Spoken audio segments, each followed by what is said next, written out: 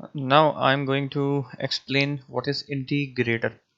अब इंटीग्रेटर का काम होता क्या है, पहले तो आप ये समझ लें। जैसे बेसिक कैलकुलस के अंदर क्या होता है कि एरिया अंडर द कर्व आपने निकालना है, तो इंटीग्रेशन एक्चुअली वो उनके जो बाउंड्रीज हैं, जो उस ज्योमेट्री या कोई सिग्नल हो सकता है, तो उसको वो ऐड करता है। ठीक है, तो इसी तरह इंटीग्रेटर का काम यहाँ पर भी यही है कि अगर आप कोई ट्रिग्नोमेट्रिक फंक्शन आप अप्लाई करें, जैसे साइन वेव आप देंगे, तो उसका इंटीग्रेशन आप अप्लाई करें तो क्या होता है, साइन का इंटीग्रल कोसाइन होता है, तो वो कोसाइन वेव में कन्वर्ट कर देगा उसे। तो ये काम है बेसिक इंटीग्रेशन का। इसी तरह स्क्वायर वेव है, तो वो उसको कन्वर्ट कर देगा ट्रायंगुलर वेव में। और अगर आपने कांस्टेंट डीसी दिया उसको इंटीग्रेट करें तो वो रैंप सिग्नल जनरेट कर देगा। तो ये इसकी बेसिक सी एप्लीकेशंस है। अब मैं ज़रा सर्किट को एक्सप्लेन करता हूँ कि ओपैम्प के थ्रू हम किस तरह से इंटीग्रेटर जो है डिज़ाइन कर सकते हैं। यहाँ पे सिर्फ एक एलिमेंट है, यानी कंपोनेंट कह लें आप, सी एफ, जो हमने फीडबैक रजिस्टर की जगह पे लगाया है, फीडबैक कैपेसिटर। ये कैपेसिटर बिहेव करेगा एज एन इंटीग्रेटर। अब इस कैपेसिटर को लगाने की वजह से ओवरऑल जो ओपैम है, इसका आउटपुट ये कैसे हो गया कि V not is equals to minus. Minus तो इसलिए है क्योंकि जो भी फीडबैक है वो नेगेटिव साइड पर है, इन्वर्टिंग साइड पर है। 1/R1 CF, ये टाइम कांस्टेंट है कैपेसिटर का। ठीक है, जो नॉर्मली हम देखते हैं फ्रिक्वेंसी में, मगर ये विच इज़ XCF, तो अपॉन R1। ठीक है, तो ये इसका गेन बन जाएगा, क्योंकि गेन का फॉर्मूला हमें पता है कि V naught divided by V in होता है। और वी इन जो है यहाँ पे हमें पता है क्या है, क्योंकि हमें एक्सप्रेशन हम इससे पहले सारे ड्राइव कर चुके हैं, तो मैं इसलिए उस डिटेल में नहीं जाऊँगा। बस यहाँ पे सिंपली ये बताना है कि कैपेसिटर जो है जब आउटपुट सिग्नल यहाँ से आएगा इन्वर्ट होके, तो अगेन कैपेसिटर से होके वो इन्वर्टिंग साइड पर जाएगा, फिर वो आगे जो ओवरऑल उसका इम्पैक्ट है वो हमें इस आउटपुट इक्वेशन से समझ में आएगा। तो अब हम इसके स्टेप बाय स्टेप हम ये देखते हैं कि जो V2 का एक्सप्रेशन है वो किस तरह से हमने निकाला है। और यहाँ पे करंट वही उसी तरह डिवाइड हो रहा है। अगर आप KCL अप्लाई करें, जो I1 है इनपुट सोर्स से जो आ रहा है, it is further divided into two currents, IB plus IF। ठीक, और I1 जो है वो अप्रोक्सीमेटली बराबर होगा IF के, क्योंकि IB जो है वो ज़ीरो होगा due to the virtual ground, due to the infinite input impedance, input resistance of an op amp. ठीक है, तो ये बात हम पहले भी देख चुके हैं। तो अब यहाँ पे हम देख रहे हैं circuit in which the output voltage waveform is the integral of the input voltage waveform is an integrator or the integration amplifier भी कहते हैं हम इसे। ठीक है, अब यहाँ पे जो RF की जगह पे CF हमने पुट अप कर दिया। Such a circuit is obtained by using a basic inverting amplifier configuration if the feedback resistor RF is replaced by a capacitor CF। अब जो एक्सप्रेशन है वो V नॉट है, और V2 के जो नोड है इस पर कर्चॉफ लॉ लगाएंगे तो ये आ जाएगा, और ये ऑब्वियसली I1 जो है वो IF के बराबर हो जाएगा। अब कैपेसिटर का जो करंट होता है वो यहाँ पर सीरीज में एक्चुअली वो IF है या फिर IC है। ठीक है, तो IC जो है वो हम ड्राइव करते हैं इस इक्वेशन से कि C dVc/dt। ठीक है, ये इसका फॉर्मूला है करंट का। अब IC की वैल्यू IF की जगह पे आप पुट अप करेंगे, और I1 की वैल्यू कैसे निकाली जाएगी, क्योंकि हमें ओम्स लॉ अप्लाई करना है, तो V in minus V2 divide by R1 करेंगे। तो देखें हमने यही करा है, V in minus V2 divide by R1 is equals to CF into d/dt। और जो VC है एक्चुअली वो वोल्टेज है अक्रॉस दी कैपेसिटर, तो V2 माइनस V नॉट हो जाएगा वो। ठीक है, अब यहाँ पे एक और अजम्पशन हमने करनी है कि V1 और V2 ये भी दोनों जीरो है, क्योंकि ये डायरेक्टली ग्राउंड से कनेक्टेड है, वर्चुअल ग्राउंड मिल रहा है इनको, और ये भी ग्राउंड से, तो V1 और V2 दोनों जीरो है। तो इक्वेशन सिंप्लीफाई होकर सिर्फ ये इक्वेशन रह जाएगी। ठीक है, अब यहाँ पे आप इंटीग्रेशन का साइन अप्लाई करें दोनों साइड पर, और जो टाइम इंटरवल है वो 0 to t है, तो लोअर लिमिट 0 है, अपर लिमिट t है। और अब हम इसको एक्सपेंड करेंगे लेफ्ट वाले एक्सप्रेशन को, ताकि यहाँ पे सिर्फ V नॉट की टर्म में हम बात करें। तो हमने जब इंटीग्रेशन अप्लाई करी तो V not into T minus V not of zero. तो V नॉट ऑफ ज़ीरो को हम यहाँ पे ख़त्म करके, ठीक है ये कांस्टेंट है तो उसकी जगह पे C ले जाएंगे यहाँ पे, और V नॉट टी लिखें या V नॉट लिखें, V not is the function of time. तो यहाँ पे हमारे पास एक्सप्रेशन वो आ गया जो हमने आउटपुट का ड्राइव करना था। तो इंटीग्रेटर जो है उसका ये क्या कहते हैं फाइनल एक्सप्रेशन है। जिसमें इक्वेशन में हमें नज़र आ रहा है कि R1 और CF जो है इन्वर्सली प्रोपोर्शनल है V0 के। ठीक है, अगर CF की वैल्यू या R1 की वैल्यू को हम डिक्रीज़ करें किसी भी तरह से तो V0 बढ़ जाएगा, और V इन जो है वो इनपुट वोल्टेज है उसके इंटीग्रल के ये बराबर है। ठीक है, नेगेटिव साइन शोज डेट के जो आउटपुट है वो इनपुट का 180 डिग्री आउट ऑफ फेज है। तो यही बात यहाँ पे मैंने इसको समराइज़ किया है, और डायरेक्टली जो V0 है वो proportional to the negative integral of the input voltage और inversely proportional to the time R constant. बस एक प्रॉब्लम इस सर्किट के अंदर वो ये है कि जो कैपेसिटिव रिएक्टेंस है वो वेरी लो फ्रिक्वेंसी इनफाइनाइट हो जाएगी। ठीक है, तो जिसकी वजह से ये ओपन हो जाएगा कैपेसिटर, और इस ओपन की वजह से यहाँ से फीडबैक ख़त्म हो जाएगा, तो उस वक्त उस पर्टिकुलर फ्रिक्वेंसी पे ये पूरे का पूरा ओपन लूप सिस्टम बन जाएगा, ओपन ओपन लूप एम्पलीफायर बन जाएगा ये ओपन। ठीक है, और ओपन का हमें पता है गेन बहुत ज़्यादा होता है, तो ये सैचुरेशन में चला जाएगा V0। ठीक है, तो सिग्नल डिस्टॉर्ट हो जाएगा। जिसको ओवरकम करने के लिए हम क्या करते हैं कि सिंपली एक जो है, अच्छा यहाँ पे ओवरकम करने से पहले मैं थोड़ा सा बता दूं कि इसकी एप्लीकेशन है कि अगर आपने स्क्वायर वेव दी है तो ये इस तरह से ट्रायंगुलर वेव जनरेट कर देगा। देखें पर्टिकुलर इस एरिया को देखें, ये डीसी फंक्शन है, तो डीसी का हमेशा इंटीग्रल जो है वो रैम्प फंक्शन ही होता है। ठीक है, और कंटिन्यूसली आप इसको देते रहेंगे तो ये अप एंड डाउन साइन के हिसाब से रैम्प सिग्नल जनरेट करेगा, जो कि ओवरऑल ट्रायंगुलर वेव बन जाता है। साइन वेव देंगे, साइन का इंटीग्रल कोसाइन होता है, तो वो देखें कोसाइन हो गया 180 डिग्री आउट ऑफ फेस। ये इसकी एप्लीकेशन हो गई। और इस इसके लिए हमने जो अजम्पशन करी है वो R1 और CF जो है ना वो 1 है, और जो वोल्टेज स्विंग है वो 0 है, और C इक्वल्स टू 0 है, कांस्टेंट जो इंटीग्रेशन का है। अब यहाँ पे हमने प्रैक्टिकली जो प्रॉब्लम देखी थी वो रिजॉल्व करने के लिए कि लो फ्रिक्वेंसी पर ये ओपन हो जाएगा, तो वहाँ पर हमने एक पैरेलल में एक RF फीडबैक रेजिस्टेंस लगा दिए कि पर्टिकुलर लो फ्रिक्वेंसी पर उस वक्त जो गेन होगा क्लोज लूप गेन वो RF अपॉन R1 होगा माइनस साइन के साथ। ठीक है, तो ये हमने प्रॉब्लम सॉल्व कर ली लो फ्रिक्वेंसीज के लिए। और हाई फ्रिक्वेंसीज पर सी एफ जो उसकी कैपेसिटिव रिएक्टेंस है जिसका यूनिट होता है ओम, तो वो XCF और R1 मिलके जो है वो डिसाइड करेंगे कि इसका फीडबैक गेन क्या है।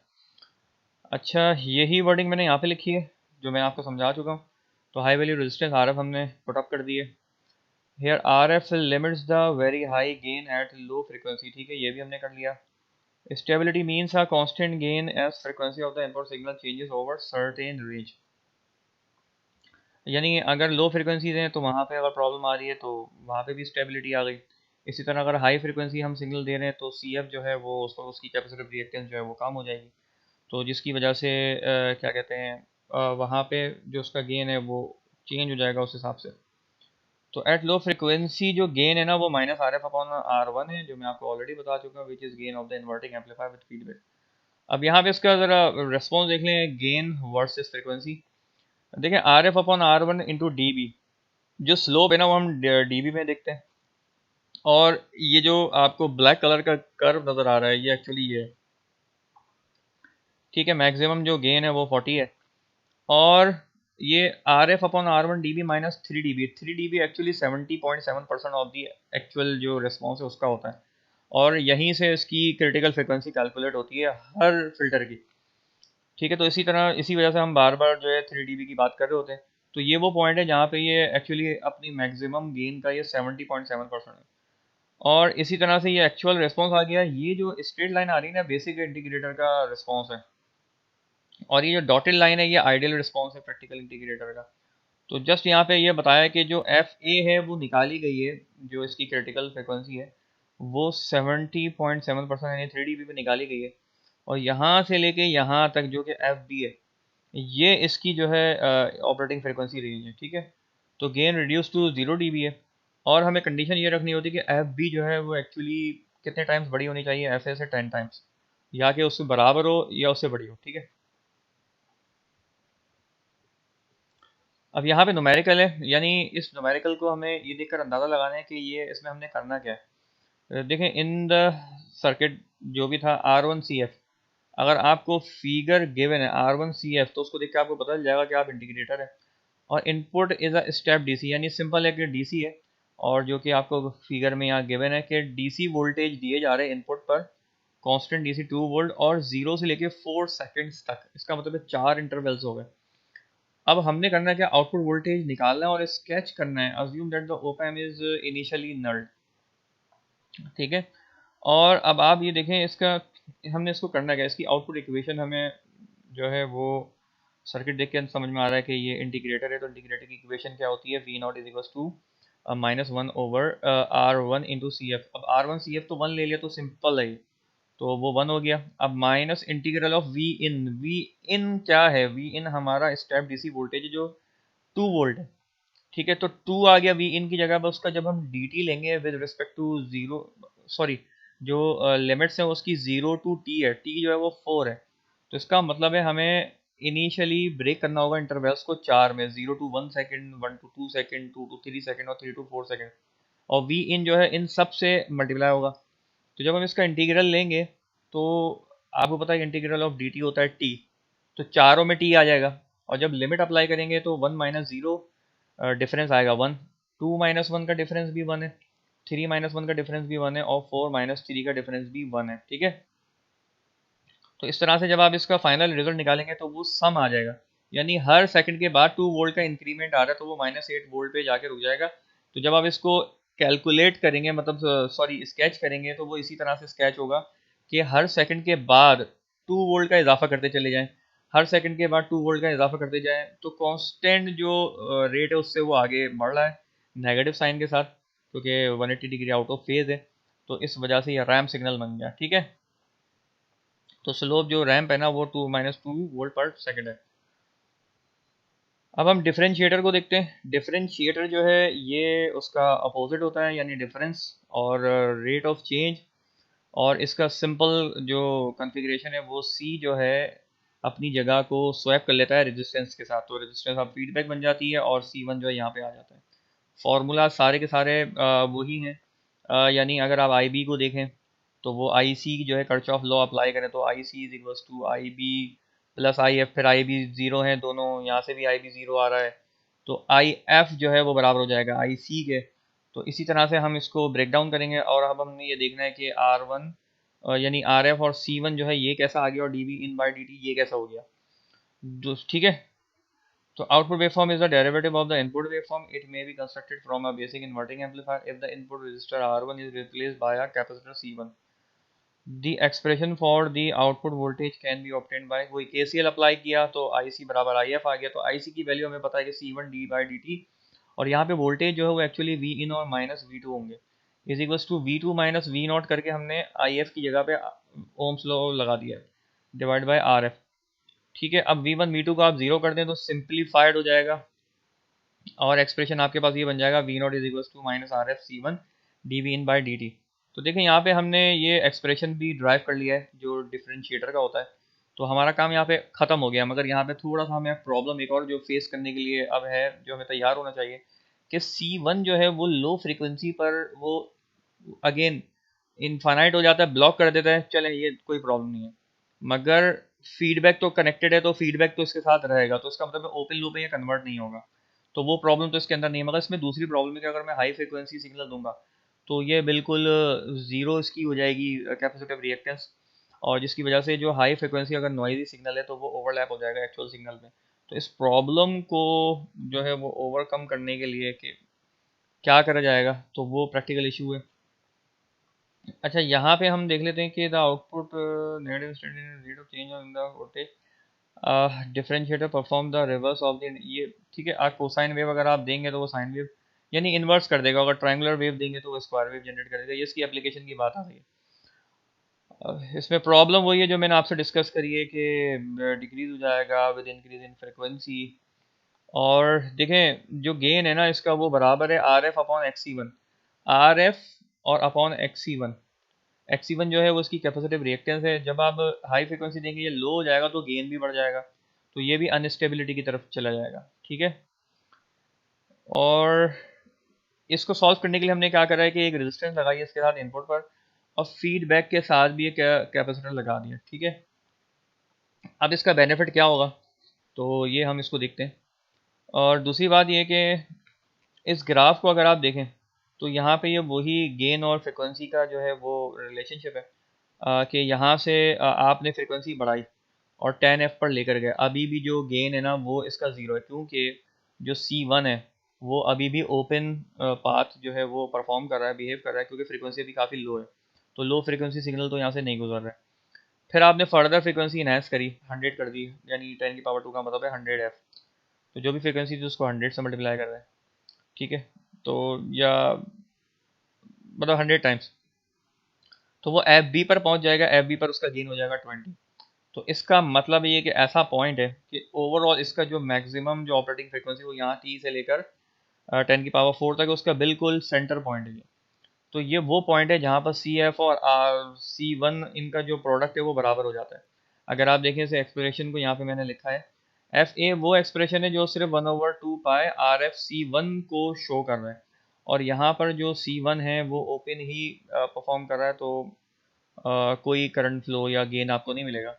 इसी तरह से एफ भी वो पॉइंट है जहाँ पे ये दोनों बराबर हो जाते हैं, यानी इनका प्रोडक्ट 2 पाई, ठीक है, और ये फॉर्मूले का है 2 पाई एंगुलर फ्रिक्वेंसी, और आर एफ और सी एफ ये दोनों बराबर हो जाते हैं। एफ सी वो एरिया है जहाँ पे जो कि क्रिटिकल फ्रिक्वेंसी है यूनिटी गेन बैंडविड्थ है, यानी अगर आप इसकी ओपन लूप की जो बैंडविड्थ है ना, अगर आप देखें तो वो स्लाइटली इस लाइन से नीचे आ रही है, तो यानी -1 dB आप कह रहे हैं। तो यहाँ पर आपने एफ सी की वैल्यू निकाली जो कि यूनिटी गेन है, जबकि हमारा जो कंसर्न है वो यहाँ पर है। अब एफ बी से ऊपर की तरफ अगर आप जाएंगे उसी कंडीशन में, अगर ये 20 dB पर डिकेड प्लस हो के अगर जाएगा, इंक्रीज हो रहा है गेन, तो वो इस तरफ जाएगा, मगर यहाँ से जो है ये फिर डिक्रीज होना शुरू हो गया है, जो कि हमारा एक्चुअल रिस्पॉन्स है, क्योंकि -20 dB पर डिकेड की बात हो रही है, और जितने भी हमारे फीडबैक है वो नेगेटिव साइड पर है, तो इसलिए -20 dB के स्लोप से ये नीचे जाएगा। जब भी आप फ्रीक्वेंसी का देखें चेंज कर रहे हैं तो देखें 20 का ही डिफरेंस आ रहा है, यहाँ भी 20 का आ गया, फिर यहाँ 20 का आ गया। तो आइए अब हम जो है इसकी एक्चुअल वो देखते हैं कि at low frequency C one open circuit behave करता है, no gain up to F A, ठीक है। अब from F A to F B X C one X C F जो है वो डिक्रीज होंगे, यानी कैपेसिटिव रिएक्टेंस दोनों की डिक्रीज होगी क्योंकि फ्रीक्वेंसी बढ़ रही है।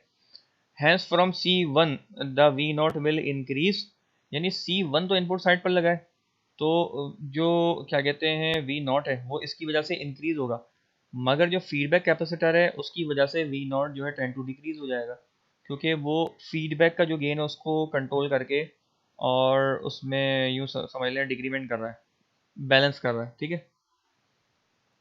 एट गेन लिमिटिंग फ्रीक्वेंसी जो है वो ये है, आर वन सी वन का प्रोडक्ट बराबर हो जाएगा, और कंडीशन यहाँ पे ये रखनी है हमने कि ये हटे ज़रा, ये सामने आ गया, F B is greater than और equal to 20 times of F A, बस ये कंडीशन रखनी है, ठीक है। यहाँ से ये इंस्ट्रूमेंटेशन एम्पलीफायर है, ये मैं इंशाल्लाह आपको कल क्लास में अच्छी तरह से बताऊंगा, और ये आपने पढ़ के आना है, अगर नहीं पढ़ के आए तो फिर मैं आगे वो फिर आपको मैं ख़ुद करने के लिए दे दूंगा, फिर आपको मुश्किल हो जाएगी, ठीक है। और इसके बाद मुझे आखिर में इंस्ट्रूमेंटेशन एम्पलीफायर के साथ 4 इंपॉर्टेंट न्यूमेरिकल्स भी करवाने, जो कि असाइनमेंट को आपके कवर कर रहा है और मिड टर्म में भी कवर करेगा, तो ठीक है।